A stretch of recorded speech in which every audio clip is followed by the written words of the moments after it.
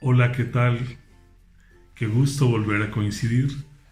Bienvenidos a Existeando, hablando de dignidad humana, un proyecto patrocinado por el Colegio Iberoamericano de Estudios Existenciales y Humanísticos desde la hermosa Ciudad de México, en la calle de Ayuntamiento número 99, letra A, en la colonia Centro Histórico. Es maravilloso para mí el poderme comunicar con ustedes el día de hoy, particularmente por dos cosas extraordinarias. La primera porque estamos coincidiendo y estamos vivos y tenemos la oportunidad de comunicarnos y de poder compartir un programa más de Existeando, que en realidad son 8 días de larga espera. 8 días que han cambiado la historia de la humanidad.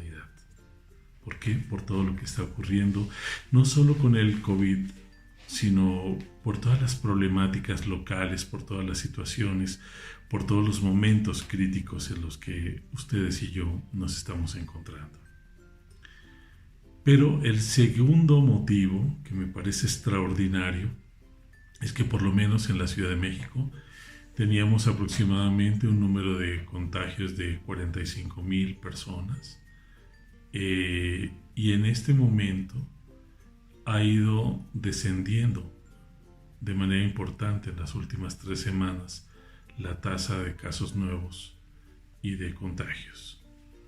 Es muy esperanzador, porque esto quiere decir que siendo la ciudad más grande del país, en donde está concentrada una cantidad importante, porcentualmente hablando, del número de personas con COVID, estamos empezando gradualmente a tener menos pacientes hospitalizados, menos pacientes en terapia intensiva y naturalmente es una lucecita en el fondo del túnel, porque podemos imaginar que posiblemente en 2 semanas más estemos entrando al semáforo amarillo, el cual me llena de emoción porque quiere decir que tal vez 2 o 3 semanas más estaremos hablando, posiblemente a mediados del mes de agosto, estemos entrando a nuestro semáforo verde, lo que nos permitirá integrarnos gradualmente a la vida social, a poder regresar al CIEX, a poder volver a tener este maravilloso programa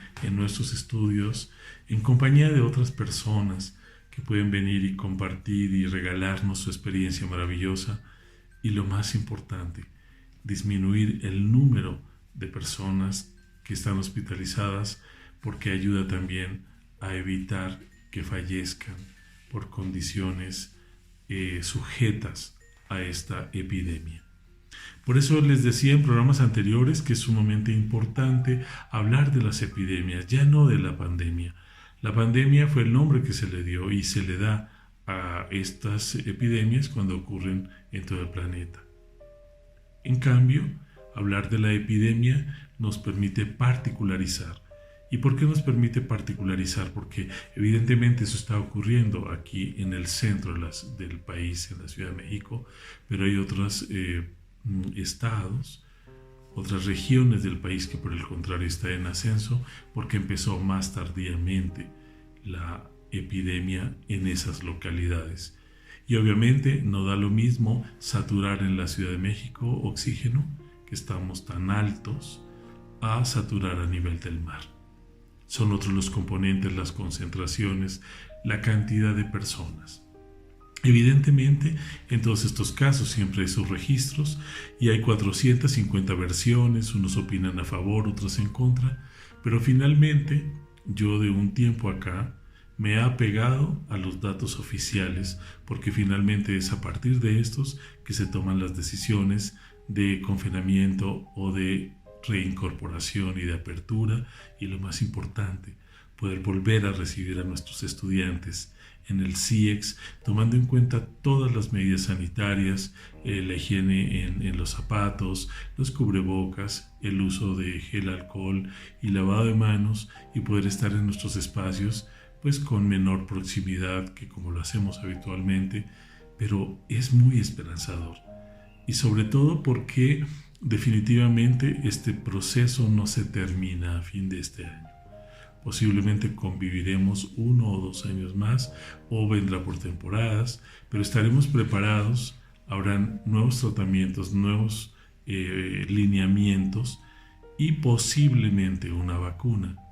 Pero lo que yo he considerado importante es que la vacuna nos puede meter en problemas de muchas índoles, pero sobre todo hacernos creer que todo está bien. Y como estoy vacunado, me dejo de lavar las manos, me dejo de asear, dejo de estar al pendiente en los espacios.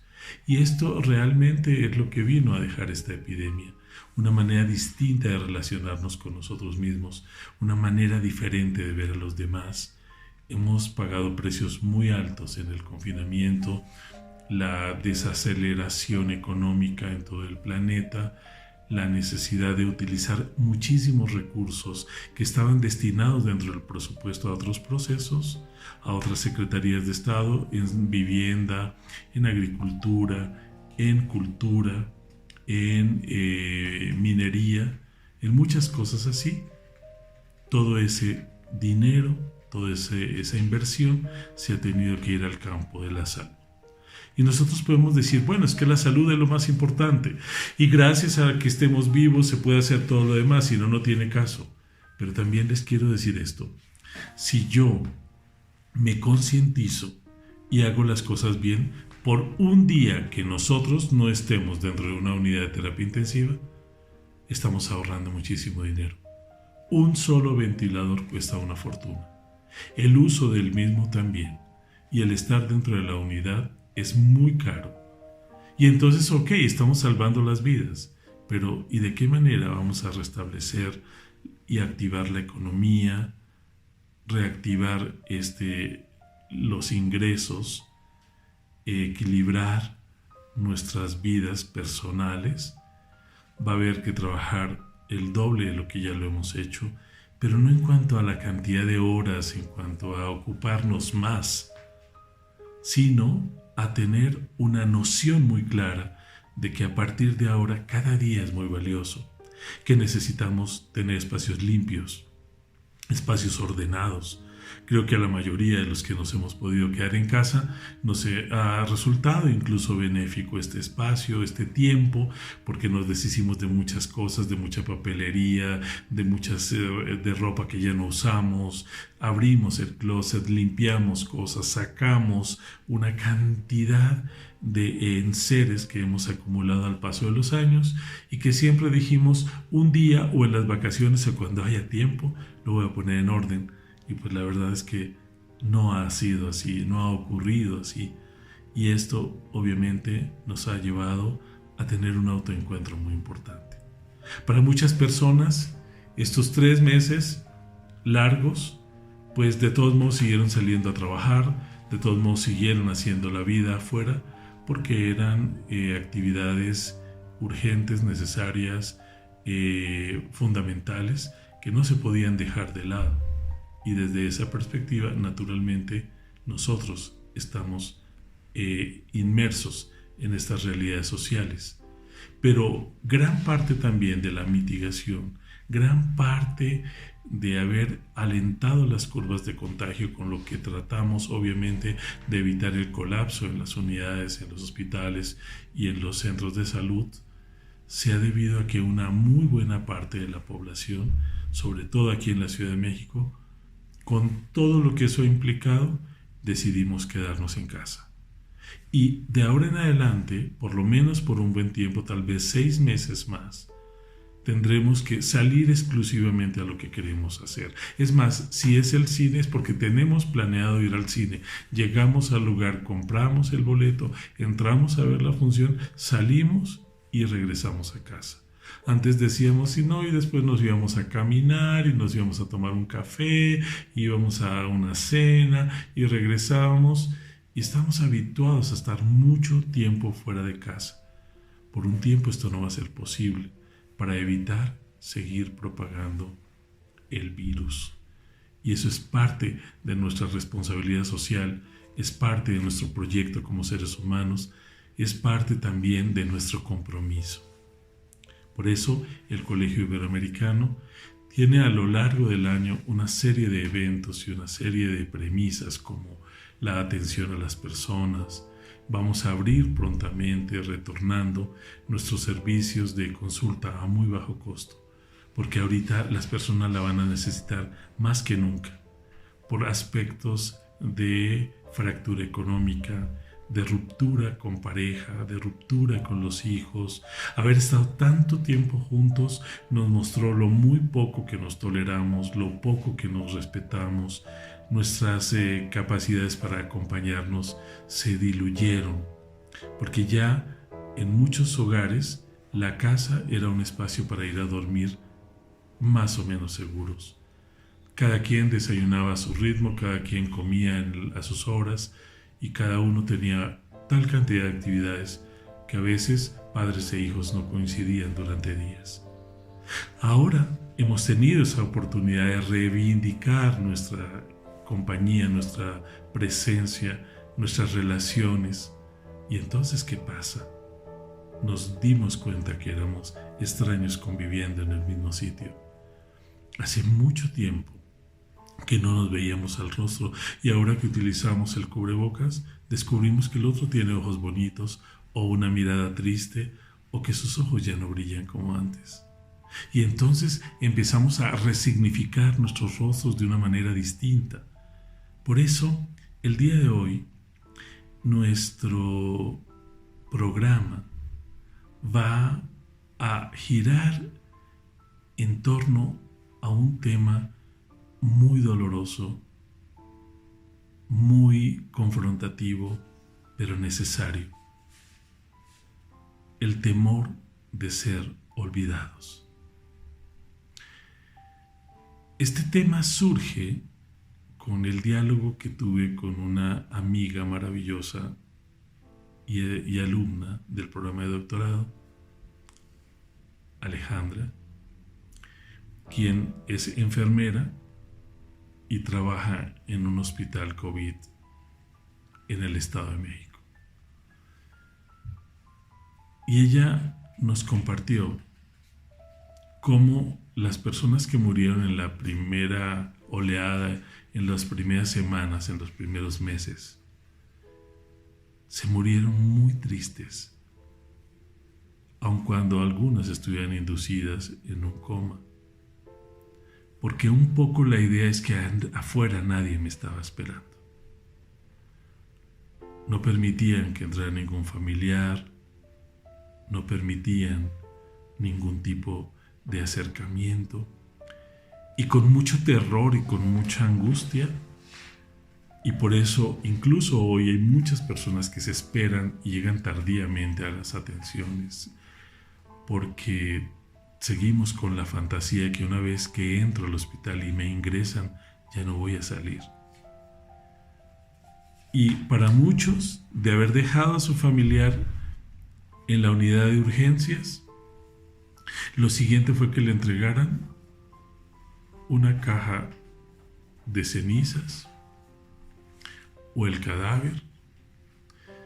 La recomendación es que sean incinerados, porque aún ya fallecidos siguen habiendo secreciones en el cuerpo y la gente quiere abrazar a estos cadáveres y se contamina. Y era terrible imaginar que muchos seres humanos maravillosos que durante mucho tiempo dieron su vida por instituciones, por familias, por muchas cosas hermosas, ni siquiera los pudiéramos acompañar en el sepelio más sencillo, más austero, más distante, como si no hubieran merecido ser acompañados hasta el final como habitualmente lo hacemos, con flores, con cantos, con presencia. Para muchos, cuando entraron a la unidad con una insuficiencia respiratoria y muy enfermos, con fiebre, fue la última vez que vieron a sus seres amados. Y se fueron así. Pero me comparte Alejandra que luego vinieron una serie de propuestas y de modelos en donde a la gente le permitieron recibir cartas, le permitieron videollamadas Y entonces descubre que del otro lado hay alguien para quien yo soy importante. Alguien para quien mi nombre tiene un valor, tiene un sentido. Que no soy una sombra en medio de la nada. Y en ese instante, ¿qué creen? Se empezaron a recuperar. Y han empezado a salir de las unidades de terapia intensiva. Porque hay una resonancia allá afuera. Porque sé que hay muchos rostros que me están esperando. Y entonces, esto me parece tan importante que lo sepamos. Porque no solo es ante el COVID. Cuando yo tengo la oportunidad de hacer algunos viajes o de ir a Sudamérica a visitar a mi familia, la sola idea de saber que voy a ver el rostro de mis seres amados, a los que tengo que esperar un año para poder verlos a encontrar, de que allí estarán para que yo los abrace, para que yo los vea, para que me toquen, eso ya valió la pena, el viaje, ya ahí valió la pena. Decía el gran dramaturgo alemán Bertolt Brecht: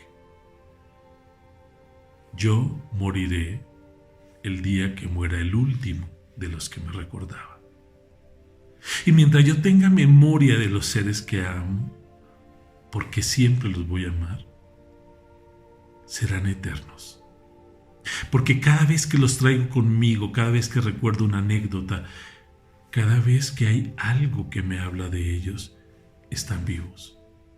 En mi memoria, en mi genética, en mi respiración, en mi esperanza.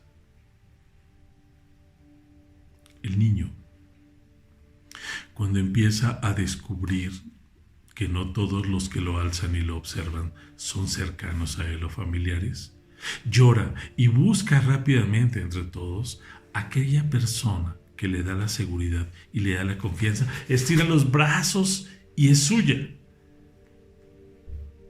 Y en ese momento recupera la confianza. Cuando nosotros tenemos miedo y estiramos la mano y hay otra mano allí, hay otro cuerpo, o hay alguien que me dice tranquilo, tranquilo, todo va a estar bien.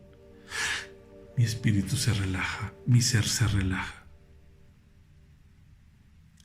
Pero cuando busco en medio de todos aquel rostro amado y que ya no está, viene una sensación de vacío, viene una sensación de pérdida. Alguna vez una amiga me dice, mi madre estaba allí sentada y sentí que estaba haciendo un poco de frío, entonces subí al siguiente nivel para bajar una cobijita y ponérsela porque ya estaba enferma, para que no tuviera frío, y cuando llegué, mi madre estaba muerta.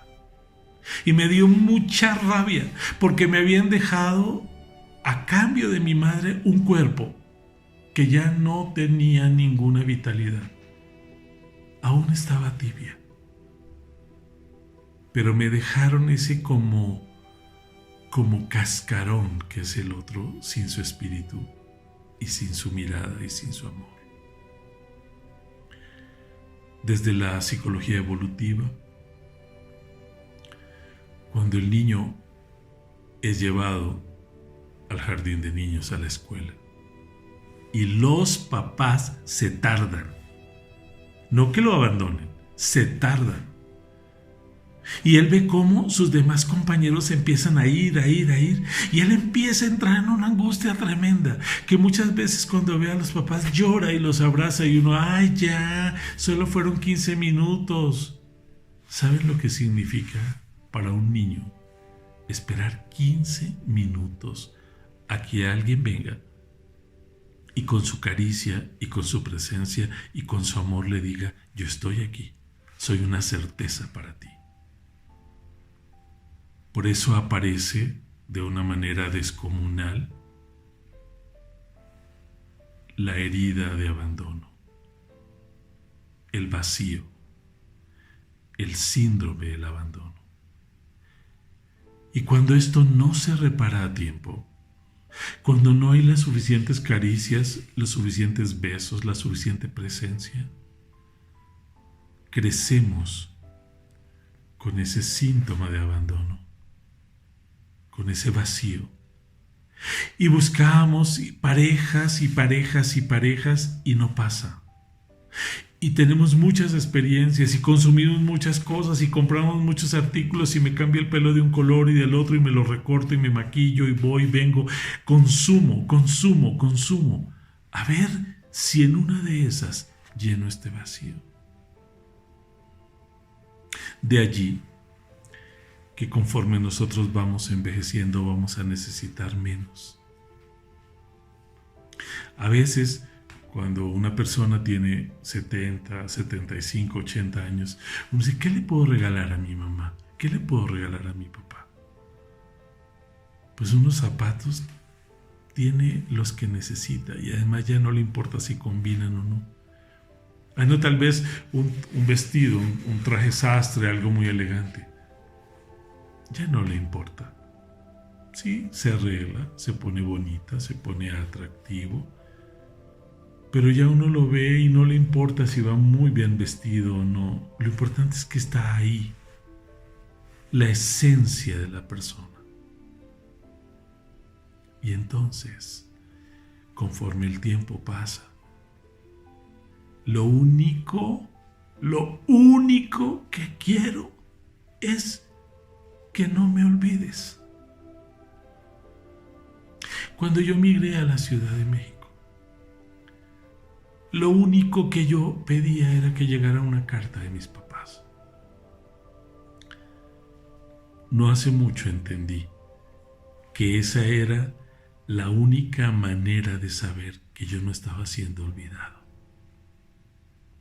Por eso las fotografías existen, porque las coloco y cada vez que veo a esa persona sé que está ahí, pero si yo volteo, solo es el papel impreso. Recuerdo muy bien que mi padre compartía cuando murió mi madre. Ellos vivieron juntos toda su vida. Se separaron cuando ella murió. Y él en ocasiones se iba al panteón, al cementerio. Colocaba su abrigo al lado de la tumba de mi madre y se acostaba y le decía, vieja, vine a dormir un rato contigo. Pero después en la noche había mucha angustia, mucha soledad, y entonces él atravesaba una almohada para que al girar sintiera que había algo, que había alguien. Y así nos ocurre a nosotros. Al paso de los años, lo único que quiero es que me recuerden. Llámenlo narcisismo, llámenlo egocentrismo, llámenlo como quieran. Yo le llamo esperanza, yo le llamo certeza, yo le llamo amor. Por eso a veces cuando llamamos a las mamás y dicen, ay, mi hijo, qué milagro, qué bueno que llamó. Me da mucho gusto que me hables. ¿Sí, no? Sí, ma, cómo no, cuídate mucho, va a ir. Ay, mi mamá y sus dramas. Lo que no sabía es que lo único que le llenaba su corazón era mi voz, era mi imagen, era mi presencia. Por eso nos da tanto miedo el olvido. A veces incluso cambiamos el amor por el odio y le tengo tanto resentimiento al otro. Y cada vez que me acuerdo todo lo que me hizo y todo lo que yo permití que me hiciera, me vuelvo a sentir enojado y me vuelvo a sentir explotado y me vuelvo a sentir con ganas de salir corriendo. Y lo que no sé o que no sabía es que ese vínculo, así sea a través de la ira, de la rabia y del enojo, es la única manera de saber que sigo teniendo presente al otro, que no lo olvidé. Porque olvidarle también es olvidar mi historia, los olores, las formas, las texturas, los días. Por allí don Silvio Rodríguez decía: ¿a dónde va el café de todos los días? ¿A dónde van las migajas del pan que quedan sobre la mesa? ¿A dónde va la esperanza? Evidentemente solo eso queda en nuestro corazón. De allí quiero imaginar, porque hasta ahora nadie ha vuelto a contar la verdadera historia de lo terrible que debe ser un Alzheimer. Olvidar el nombre de todos aquellos que he amado. Olvidar dónde estoy, olvidar para qué estoy, olvidar para qué son las cosas. Y en este momento en que estamos intentando retornar a esta normalidad, a esta forma de vida, a esta manera de relacionarme con los demás, tengo que hacer lo que dijo el gran Gabriel García Márquez en 100 años de soledad, después de la tormenta de 40 días y 40 noches de lluvia en Macondo. Y dijo: siempre hay que volverle a poner nombre a las cosas. Les invito a que resignifiquemos, a que agradezcamos la presencia de los demás, pero sobre todo lo maravilloso que es no ser olvidado. Cuando regresamos a las calles de la infancia uno dice: ¡ah! Yo ya no me acordaba de cómo era eso. Alguna vez yo fui a mi escuela de niño y yo me imaginaba aquel patio donde corría con todos mis amigos, y cuando llegué el patio era pequeño, pero en mi cabeza era un mega patio. Me acuerdo que mis profesoras eran sumamente altas y el día que las volví a ver medían unos 54. No era posible. Yo las tenía con otras dimensiones en mi ser, pero la realidad es que mi dimensión con su dimensión era diferente. Me despido diciéndoles: olvidar es un profundo acto de ingratitud. No se trata de hacer un monumento para que nadie me olvide. Se trata de mantener viva la presencia y el amor con los actos cotidianos, con el respeto, con la alegría, con un recuerdo generoso. Hay gente que cuando mueren los suyos no sale del cementerio, les manda flores todos los meses y está al pendiente de su tumba, pero nunca tuve el tiempo de acariciar, de compartir, de oler al otro, de saber que él estaba ahí. Por eso no creo en los sepelios, por eso no creo en los velatorios, porque muchos vamos por culpa, por acompañar, pero cuando la persona estuvo allí y pudo haber sido tocada y haber visto a través de mis ojos el amor que yo le tenía, no nos dimos el tiempo. Y el tiempo no se detiene, y ustedes lo saben igual que yo.